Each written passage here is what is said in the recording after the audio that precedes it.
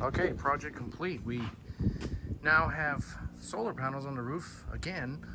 Do you see them? No. These are cheap ass, and I mean cheap ass. I had the Renogy's, I sent it back. These are cheap ass panels made by Topunive,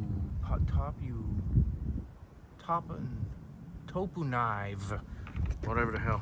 100-watt panels. Of course, cloudy days I can't really test it, but I know I'm getting some wattage out of it, at least 11 watts on a cloudy day. That's better than what the 200-watt Renogy was giving me, which was nothing. This is really stealth. I mean, it's very hard to see.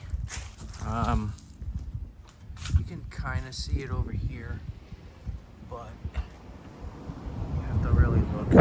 If you look at the panel feeding into, I'm not getting anything right now. When I was out, not under the tree covers, I was able to get like 23 watts or something on a cloudy day, which is fine, because the fridge doesn't use that much.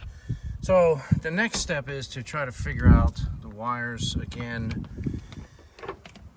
I'm having a feeling I might do this, is lift this up and then run it underneath this panel again, but I still cannot figure out how to get it in the cabin without it leaking. This is more of a direct route because the generator, or should I say the battery, goes under there, and this is way long of a wire. Shorter wires are going to be better, but if I were to leave this here, the water would slowly drip down the wire and somehow seep into the cabin and destroy the wood. So I don't want to do that. Yeah, I'm gonna go take a drive to the end of the street because I think the sun is starting to peek out and I can get, oh, it's coming out now, gotta go. All right, so the sun is peeking out, far more respectable 62 watts.